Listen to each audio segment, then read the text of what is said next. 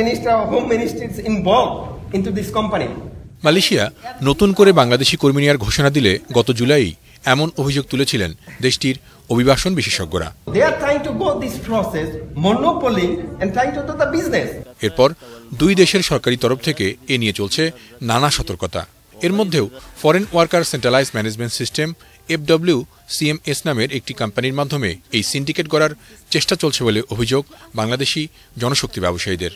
তারা কর্মীদের যাওয়ার খরচ ইচ্ছে মতো বাড়াবে বলেও আশঙ্কা এই ব্যবসায়ীদের। দাতু আমিন বলে একজন ভদ্রলোক, সে আমাদেরই বিজনেস কলিগ, সে মালয়েশিয়াতে একটা কোম্পানি ফর্ম করছে এবং সেটা নিয়ে এসে বাংলাদেশে গুটি কয়েক রিক্রুটিং এজেন্সির সাথে যোগসাজশ করে তারাকে সিন্ডিকেট করার প্রক্রিয়া চালাচ্ছে। এই সিন্ডিকেটের কাছে যদি ব্যবসাটা চলে যায় তাহলে এই মাইগ্রেশন কস্ট আমার মনে হয় 2 লাখ টাকার উপরে চলে যাবে। এমন অভিযোগ এসেছে প্রবাসী কল্যাণ মন্ত্রণালয়েও।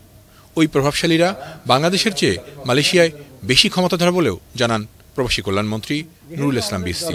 কর্মী পাঠানোর দরকার আমাদের, কিন্তু সেই দেশে যদি আমাদের একদম পাত্তাই যদি না দেয় তাহলে আমরা পাত্তা দেয় মতো ব্যবস্থা করব। যে সরকারের সাথে কথা বলবো যে তুমি এই যে লোকজন নিয়ন্ত্রণ করার জন্য দিছে, রবিং দ্য পিপল। বেসরকারি ওই কোম্পানি ওয়ান স্টাফ সার্ভিস সেন্টারের নামে কর্মীদের চাহিদা, ছাড়পত্র, অনুমোদন সহ সব প্রক্রিয়াই করবে। বাংলাদেশ থেকে কারা কিভাবে কর্মী পাঠাবে সেটাও বেঁধে দিতে চায় ওই কোম্পানি। একচেটিয়া এমন কারবার হলে মালয়েশিয়ায় বাংলাদেশি কর্মী পাঠানোই বন্ধ করে দেওয়া হবে বলে জানান নুরুল ইসলাম বিএসসি। সিন্ডিকেশনের মাধ্যমে যারা করতে চাইতেছে এটাকে আমি ডিসকারেজ করে সবার জন্য ওপেন করার চেষ্টা করি। It is to be open to all.